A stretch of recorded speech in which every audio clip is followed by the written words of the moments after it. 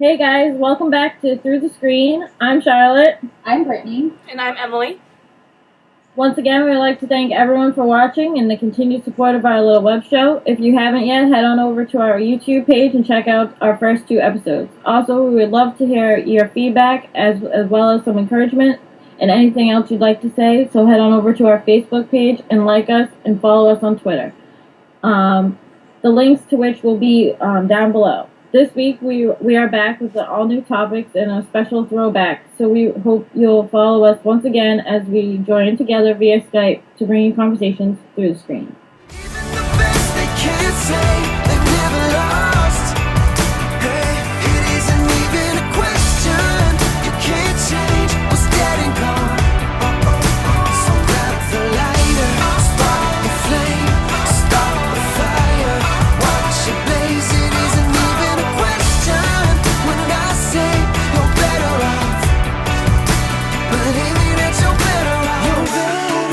This episode, we will be discussing global warming, or as some may prefer to call it, climate change.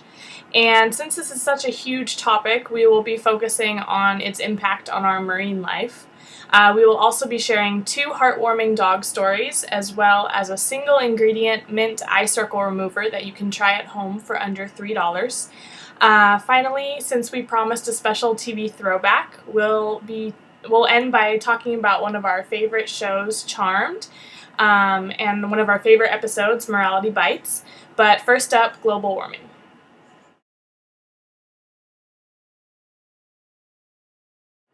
Global warming is the warming of the Earth's surface, oceans, and atmosphere.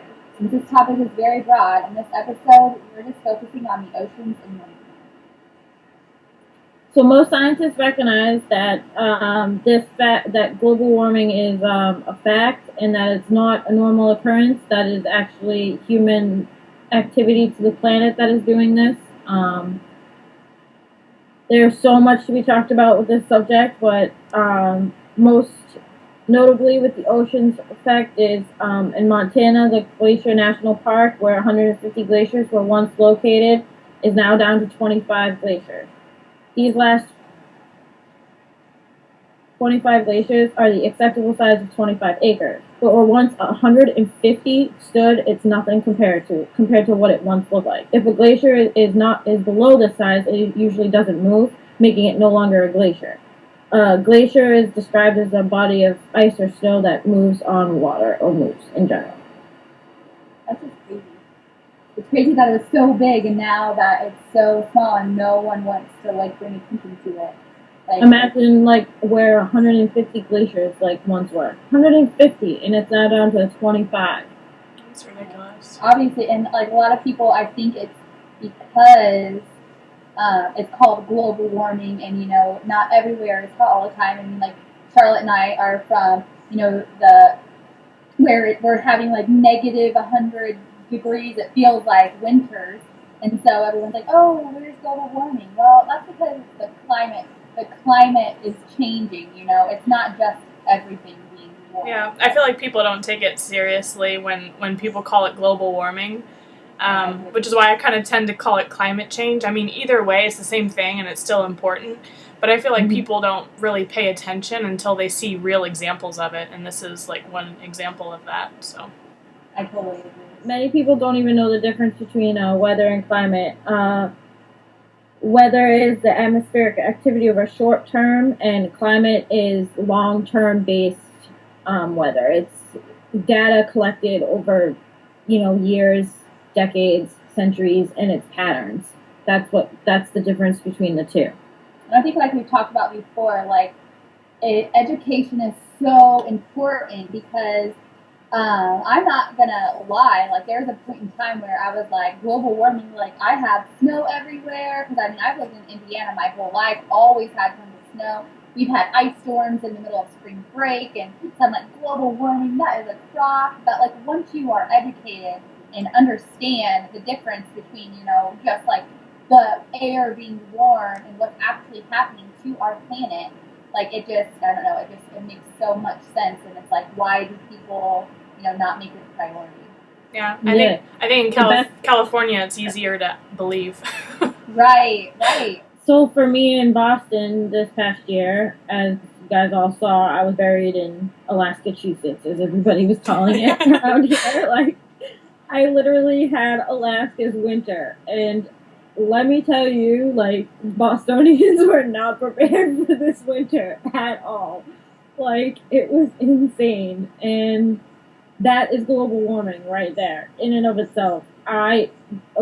Alaska had my winter, and I had Alaska's winter. Like, that is not how the world is supposed to work.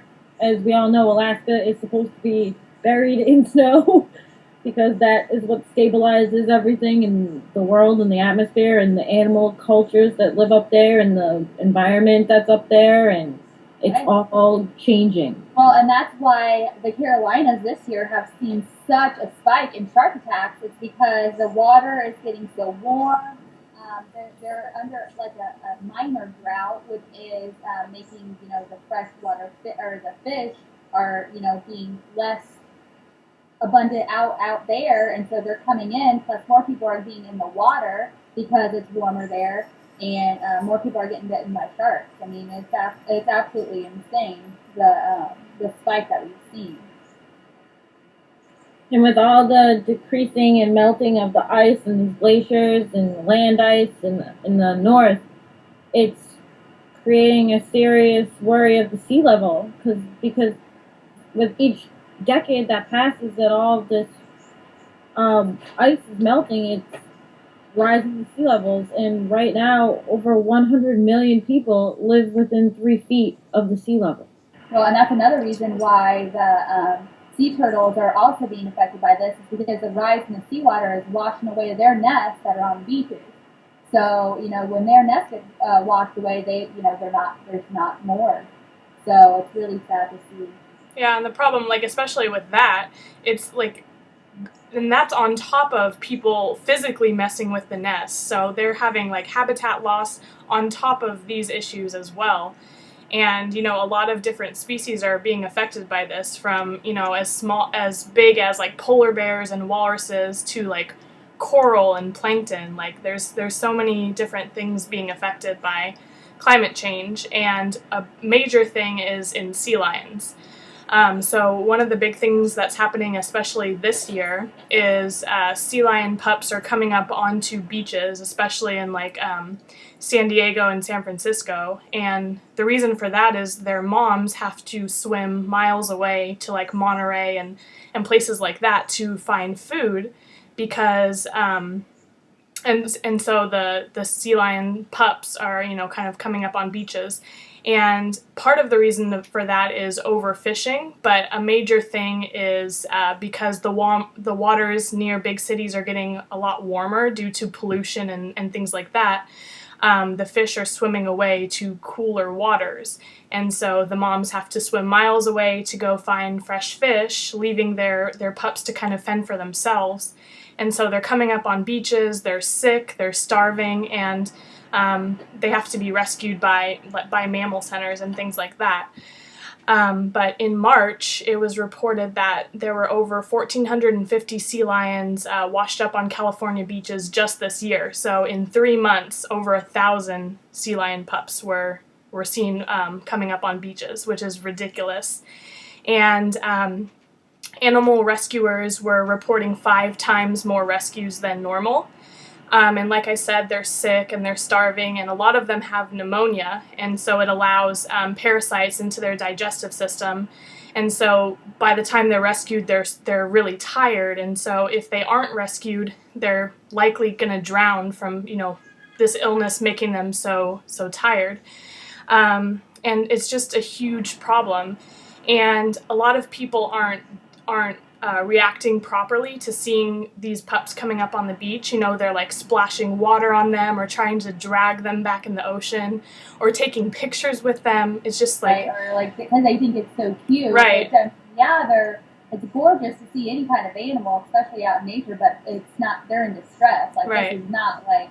And they're sick too, so it's not a good idea. What they should be doing is calling animal control and having these marine mammal centers come out and rescue them. But I think it's another education thing that people really need to be aware of why this is happening and what they should do in this kind of situation. And the sad thing is that of the pups that are rescued, there's actually a really high death rate. And it's estimated that only about 720 of the 1,450 pups rescued are able to be treated and eventually released back into the ocean. That's crazy. That's like a 50%, survival rate. So. Right. A lot of the pups that they rescue are too sick or too starved, and they have to be euthanized. And that's, the really sad thing in all of this. And of course, we have polar bears who are pretty much extinct. There's only about 25,000 left in the Arctic alone, and once they're gone, they're gone. And so we pretty much have to start thinking of different ways to better up the planet, but different ways to do things on this planet, because if we don't, there's going to be nothing left. You need to be thinking of different energy sources. There's plenty of wind farms and solar panels that you can put on cars or houses, or, we need to be, which is a topic we're going to be talking about soon, factory farming. That impacts our planet. It is a huge factor in global warming. People need to be recycling and just basic things that we really need to be thinking about, because a lot of people are taking the planet for granted, and your children and grandchildren aren't going to have it to live on because we're destroying it. We are destroying it. And we all know that we're all guilty of these things. Oh, yeah. I'm not saying we are not. We are not guilty of these things, because believe me, we are. But again, we are trying to fix that, and we are trying to change things such as recycle. And, recycle 20-ounce bottles. That helps. Even just doing that helps. Right. And the sad thing is that with global warming, a lot of people, sad to say, don't care. They don't care because they don't see it happening. Yeah, they don't see how it's affecting them. It's way off. It's not something I have to worry about. But what people don't realize it's not real. Kids are going to have to worry about it. Your grandchildren are going to have to worry about it. And we do have to worry about it. People are getting attacked by sharks, Exactly. That is impacting, that is an effect of global warming, because they're coming more to the shore to find food. So. Right. And they can mistake a person on a surfboard as a turtle or a seal or things like that. People don't realize that is the major reason for that happening. Right. They're not looking to attack humans. They think they're food. Right. Mm-hmm. And people don't understand how important the ocean is, and it's a domino effect. If you destroy something as small as plankton, that's eaten by something else, which is eaten by something else, and if you start destroying those populations, it just throws everything off balance, and it's extremely important, and people need to realize that. So I think we should challenge our viewers to just do one thing this week. One thing, like recycle one bottle, or walk. Yeah. Don't drive if you don't have to. Normally drive that's close enough that you could easily walk, or just do one thing to make a difference. A tiny thing, nothing huge. Like recycle one thing, anything. And give yourself a pat on the back and say, "I just helped the planet." Yeah. Right. And seriously, let us know. We want to hear what you're doing. We want to, and each of us will do something. We're going to do something too. And we'll let you know next week about it. Yeah. But we all did. As small as, like I said, walking somewhere you wouldn't normally walk, but it's close enough for you to walk, and you don't have to, put those emissions into the air. Right. Yeah. It's important, so people definitely need to understand how important it is, and tell others how important it is, so we can start making a change.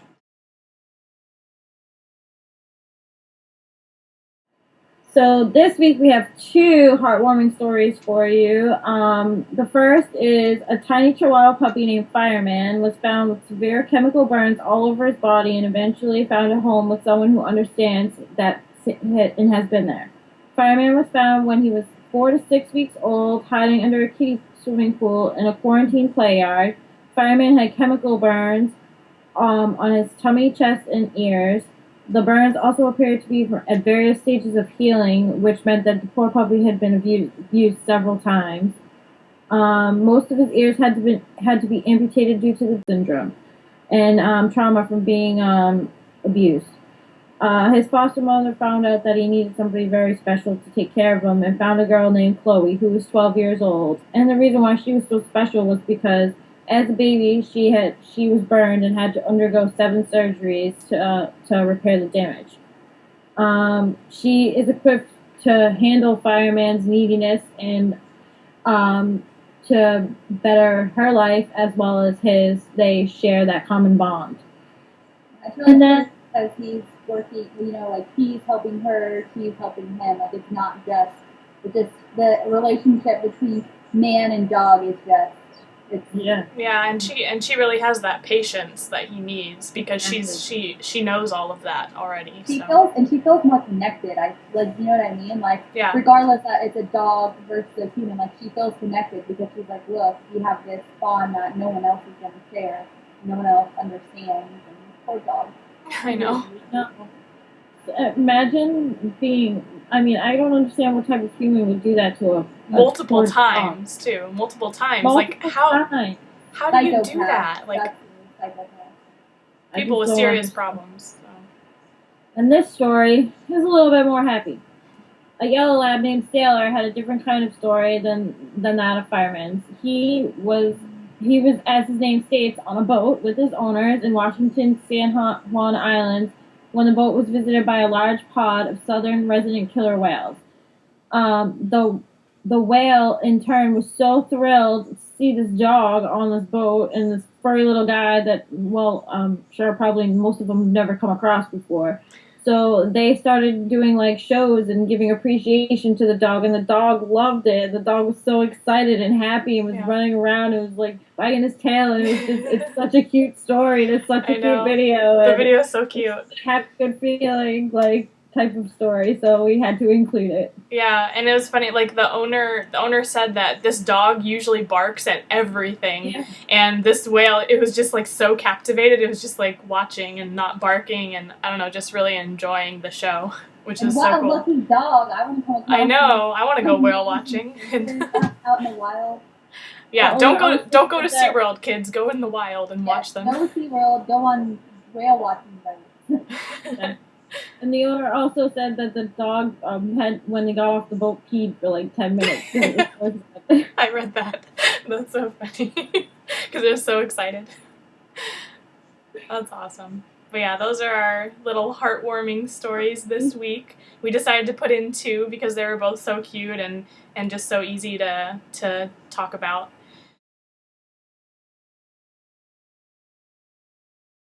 So as you guys know, we like to try out different products that are using homemade ingredients so you don't have to buy things at the store or worried about things being tested on animals or including animal products.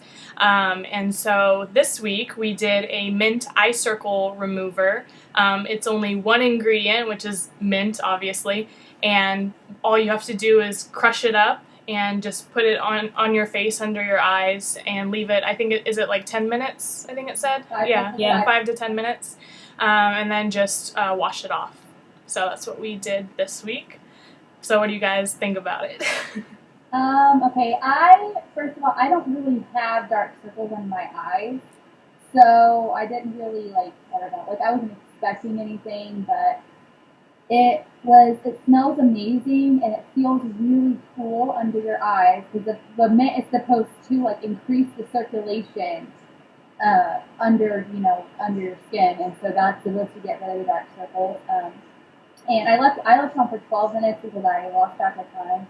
But it felt good and everything, but I'm not really sure how well it removes the dark circles because I literally think my eyes look the same.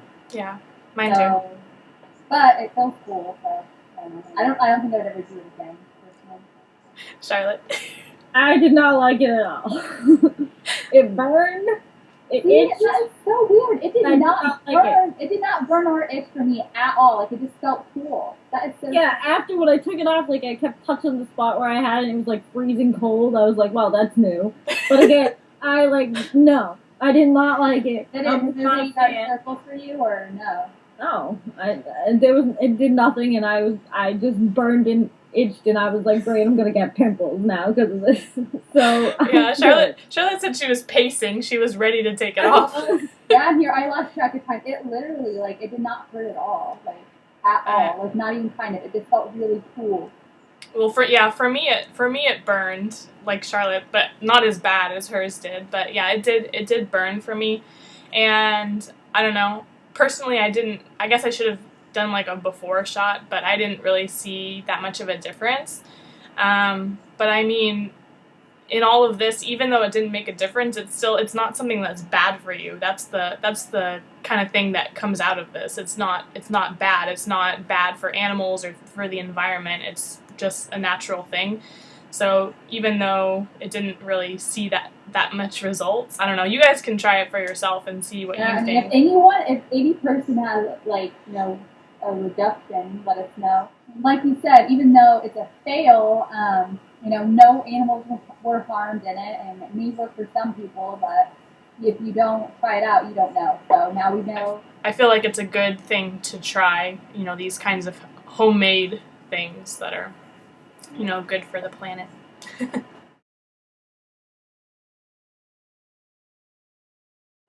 Okay, guys, so as promised, this week with PLL on hiatus, we decided to do something different. We threw it back like it was 1999 and watched Charmed Season 2, Episode 2, Morality Bites. And as you all know, the episode starts with this line, Duty, and they weren't out of that.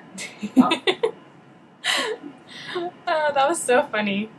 I love this episode the most because for those of you who may not know it by the title or have never watched it, it is set 10 years in the future. So it's set in 2009, which is funny because, here we are, we're in 2015, and, like, some of the stuff that they have going on, like, that it's not going on. So. Like, the cars are, like, hovering or something. Yeah, like, they're, like, hovering cars, and then, of course, Shannen Doherty, who plays Prue, has, like, bleach blonde, hair down to, like, her butt, I think. It's super long. Yeah. It's so funny. And the basis of the episode is that Phoebe, Alyssa Milano's character, does something in the future that inevitably puts her on a pyre to be burned alive. And the sisters need to find out why she was put on that pyre, what did she do, and did the crime fit the punishment? In other words, was she punished for the right reason? And it's a very good story of morality and whether or not, to go about good versus evil, right and wrong, basics, human instincts, basic common human nature. It all fits into this episode. Yeah, kind of like two wrongs don't make a right kind of thing, but they say, the right thing done for the wrong reason is still the wrong thing. And I think it's really interesting because in this episode you see, this new love of Piper and Leo 10 years later, and they find out that not only have they been married and divorced, but they also have a daughter together. So I remember watching it because I watched it when it was on in '99. So, like, I remember watching it and being so devastated that they were divorced. Yeah.